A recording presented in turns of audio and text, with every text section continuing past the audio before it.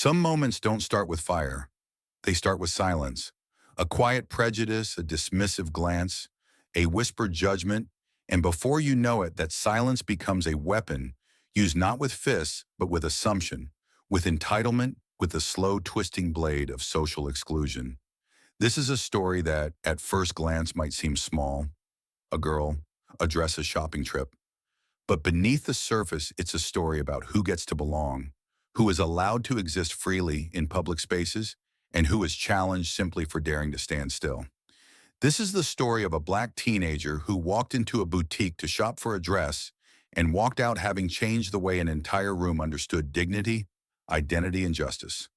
Her name is Emma Reynolds, 16 years old, whip smart, polished, kind, and as composed as a future lawyer in training. She stepped out of her father's car on a bright spring morning in downtown Charleston, South Carolina, the street buzzing with the casual affluence of those who never worry about being watched. She was on a mission, a dress for her father's upcoming charity gala, a night that would bring together business leaders, activists, community members.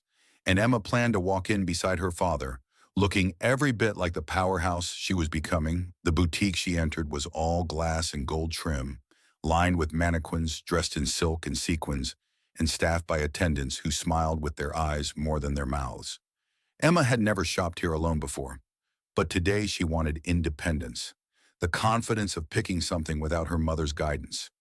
Without the familiar protective cocoon, she wanted to say, "I belong here," because she did. And yet, almost immediately as she crossed the threshold, she felt it. The shift in energy, the subtle pause in conversation, the not-so-subtle glance from the woman near the display case, tall, expensive sunglasses perched on her head, flawless skin hair in an icy blonde twist, the kind of woman who always seems to be on the edge of complaint. Her name was Evelyn Drake, and her stare spoke volumes before she said a single word. Evelyn wasn't the kind of person who liked to be challenged, especially not by someone who defied her expectations of who had a right to move freely in a space like this. She wasn't thinking about Emma as an individual. She was thinking about what she believed girls like Emma meant. And in her world, black teenage girls didn't shop in high-end boutiques alone unless they were trouble. This is the kind of everyday racism people rarely acknowledge because it's not loud, it's not screamed. It's implied, it's coded, it's polite on the surface and vicious underneath. Evelyn walked past Emma in a slow circle, the way someone might inspect something out of place, her heels clicking like punctuation, then muttered just loud enough for others to hear these stores. "Let anyone in now." A nearby customer looked up, another glanced toward the manager, and this is where it begins, the slow poisoning of a space. Not with violence, but with suspicion. Emma ignored her or tried to brushing a hand over a rack of emerald green gowns. She focused on the fabric, on her breathing, on refusing to be baited. But Evelyn wasn't finished. She followed Emma through the store, pretending to browse, but clearly tracking her, waiting for some imagined infraction. Then she stepped forward and said it aloud. "Excuse me, but I think you should leave. This isn't your kind of place." Emma blinked, unsure she'd heard right. She turned slightly calm and said, "Excuse me." Evelyn's voice rose just a touch, enough for others to hear. "I said, I don't think this place is for you." People that phrase those two words. You people are how racists try to turn entire lives into categories. It's the language of exclusion wrapped in casual disdain. Emma stood frozen, not with fear, but disbelief, wondering how far this woman was willing to go. The store manager hurried over, uncertain, nervous, trying to keep things under control. Evelyn smiled tightly and said, "I'm just concerned about theft. I saw her near my bag. You might want to check her." Emma's stomach dropped. The accusation was deliberate, public, and completely false. This was no longer just an uncomfortable encounter. It was now a performance, a power play designed to humiliate and remove. And this happens far more often than people realize. In 2018, a black teenager in Wisconsin was arrested at a mall for trying to return a shirt that still had its tag on it, the store assumed. He was stealing simply because he was black. In 2021, a mother in San Francisco was accused of shoplifting while browsing cosmetics with her daughter. No evidence, no stolen goods, just suspicion that traveled faster than truth. Emma could feel all eyes now, dozens of them watching her, breathing harder. scanning the room for a sign someone would speak up. But the manager hesitated, then said, "Could I take a quick look in your bag?" And that was it.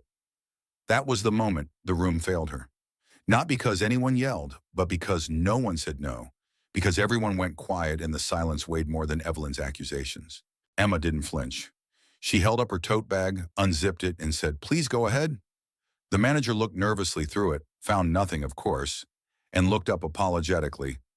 Emma zipped her bag again, straightened her back, and said to Evelyn, "I know what you're doing, and I'm not ashamed of who I am." "The shame is yours," Evelyn scoffed, turning to the manager. "Well then, if she's done, maybe she should leave." And for a moment it looked like the manager might agree. Not because Emma had done anything wrong, but because Evelyn's presence was powerful, her clothes, her money, her energy. All of it screamed, "Don't make me uncomfortable." And that's the problem with privilege. It expects comfort at all costs. But Emma didn't move. She said clearly, "I'm not leaving. And if you have a real reason to remove me, call the police and say it out loud. Say you're calling because a black teenager made you nervous." Do it, and the air left the room. Not because she yelled, but because she named it. And once racism is named, clearly in a room that prides itself on civility, it loses its mask, and the mask was slipping fast. Evelyn was red now, not with anger, but exposure. And Emma reached for her phone calmly and called someone. She simply said, "Hi, Dad, I need you to come to the boutique on Madison," and she didn't say another word. The silence that followed Emma's phone call felt different no longer. The silence of intimidation, but the silence that precedes accountability. The kind of pause that happens when people begin to realize they might not be the ones in control anymore. Evelyn stood stiffly, arms folded, eyes darting between the store manager and Emma, trying to read the temperature of the room because, in her mind, power was her currency, and it had always worked. Her complaints always carried weight. Her whispers always caused reaction. But this time, something had shifted. Emma wasn't retreating, and that scared Evelyn more than any argument ever could. And that's often the turning point in these real-life confrontations. When the person targeted refuses to shrink, it exposes the fragility of those doing the targeting. The fact that their authority was never earned, just assumed, and now it was being questioned out loud, visibly, publicly. The store manager, still trying to find a way to de-escalate without offending either party, suggested maybe we could all take a breath. But Emma calmly shook her head. No breath was going to fix this because the damage had already been done. She had been accused in front of strangers, treated like a threat in a place she had every right to be, and now everyone was watching to see what came next. And this is where we often see the double standard at work had. Emma reacted emotionally or raised her voice. She would have been labeled aggressive had she refused to comply with the bag search. She'd have been considered suspicious. But by staying calm, by choosing dignity, she disarmed the very narrative Evelyn was hoping to exploit, and it reminds me of the story of Dante Robinson and Rashawn Nelson, the two black men arrested at a Philadelphia Starbucks in 2018 for sitting at a table while waiting for a friend. They didn't raise their voices, didn't resist, and yet police were called anyway. Their quiet composure only highlighted the injustice and forced the public to ask hard questions about who gets presumed innocent in public spaces and who doesn't. Minutes passed and the boutique grew quieter, a tension humming in the air. Then the door opened and in stepped a man, tall, sharply dressed in a charcoal gray suit. His posture firm, but not rushed, his presence commanding, but not aggressive. Nathan Reynolds was not the kind of man who needed to raise his voice to be respected. The moment he walked in the room, shifted not because of his wealth or his reputation, but because of the energy he carried, confidence and control without apology. And that's something Evelyn didn't expect because in her mind, she had built a story. Emma was just a girl out of place, and Nathan had to fit that narrative too. But when she saw him, her eyes widened, and for a moment she hesitated, as if trying to reconcile what she saw with what she believed. Nathan didn't look at her at first. He walked straight to his daughter, placed a hand on her shoulder, and asked, "Are you all right?" Emma nodded quietly. "I'm okay now." He turned slowly toward the store manager, who was suddenly very aware of how many people were watching, and asked politely, "Can someone explain to me what happened here?" The manager swallowed hard. "Well, there was a misunderstanding. One of our guests raised a concern, and we just wanted to be cautious." Nathan raised an eyebrow, and that concern involved accusing my daughter of theft without evidence. Correct. The manager nodded, barely whispering, "Yes, sir." Evelyn stepped in, desperate to regain control. "I was only trying to protect the integrity of this establishment." She said, "You can't be too careful these days." Nathan finally looked at her, and in his eyes there was no anger, just a depth of disappointment, more cutting than any insult. And he said calmly, "And do you make it a habit to accuse children of theft based on how they look, or was today special?" Evelyn's face flushed, her jaw tightening.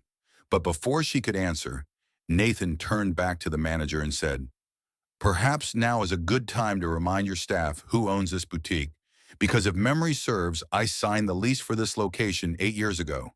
Silence, the kind that shakes the ground, settled in the boutique. The customers gasped.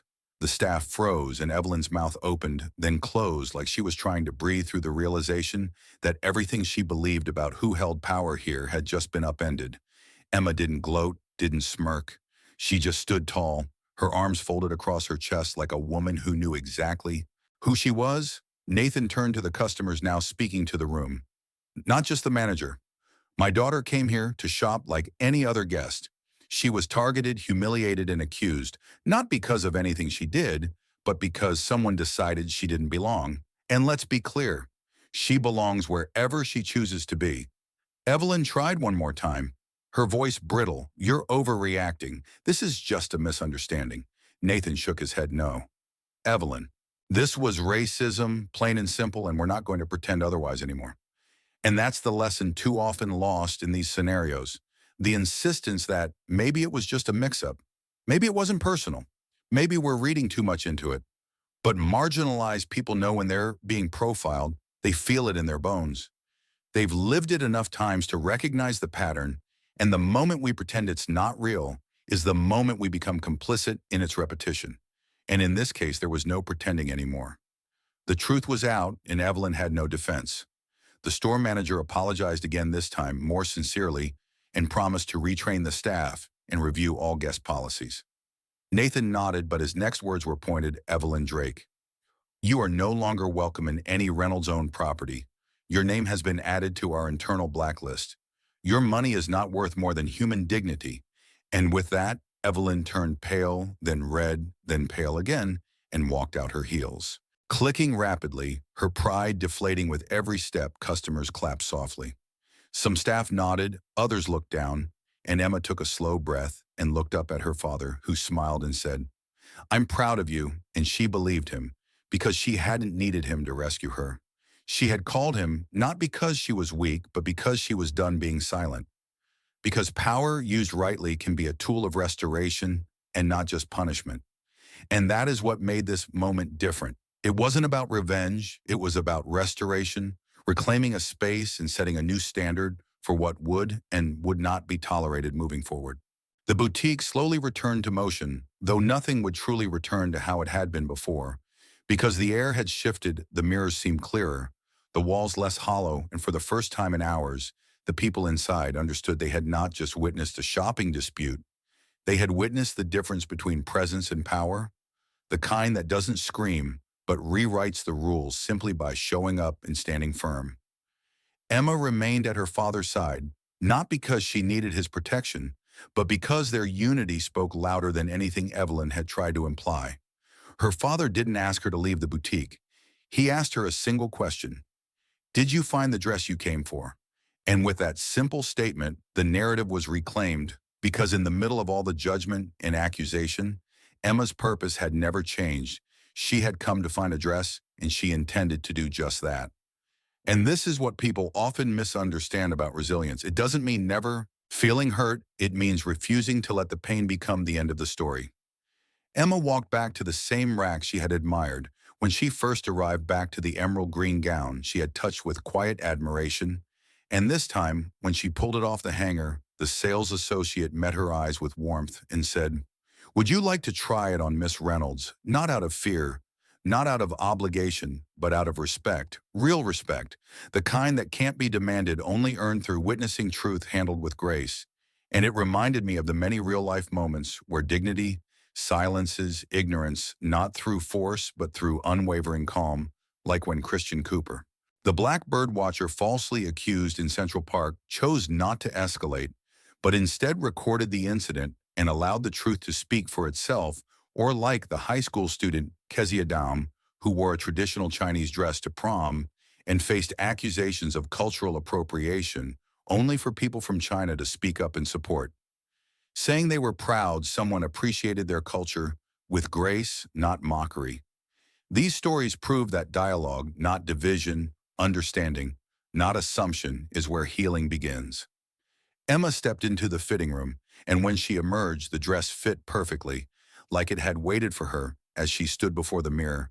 Customers glanced admiringly, not out of curiosity, but awe. One even whispered, "You look stunning," and she did not because of the fabric alone, but because of what she had endured and still stood tall through. And sometimes the real elegance is not in the garment, but in the confidence of the one wearing it. Nathan smiled, proud but quiet. He didn't need to say anything more because the moment spoke for itself. They made their purchase without fanfare and exited the store together. Emma's head held high, her stride even and strong outside on the sidewalk. A few bystanders who had seen the commotion earlier nodded silently, and one older woman approached, gently touching Emma's arm, and said, "Thank you for standing up today, not just for yourself, but for all of us." Emma smiled, a small, sincere gesture, and that was the full circle moment when resistance becomes legacy and strength becomes seed for others. And that's what I want to leave you with. This story may have started with prejudice, but it ended with principle. It began with exclusion and ended with clarity. That's how true justice works, not with perfection, but with courageous correction. When Emma stood firm, she reminded everyone that access is not a privilege to be earned by assimilation. It's a right that should never have been questioned in the first place. And when her father stood beside her, he showed what it looks like when people in power choose to use their influence to defend, not dominate, to uplift, not erase. And the lesson here for all of us is simple. Never assume your presence is a problem. Never let someone else define where you belong. And when someone tries to shrink you into a stereotype, expand into your truth even louder, because there will always be Evelyns in the world, people whose comfort depends on your silence, but there will also be Emmas and Nathans, people who choose dignity over ego, courage over comfort, and justice over convenience. And we need more of them everywhere, in schools, in stores, in boardrooms, in voting booths, people who don't back down from ugly moments, but choose to transform them into teachable ones.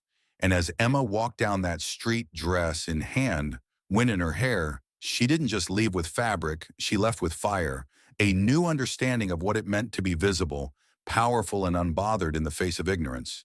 And maybe that's what real elegance is, the ability to stay composed while holding the line for every person who's ever been told they didn't belong only to prove they always did.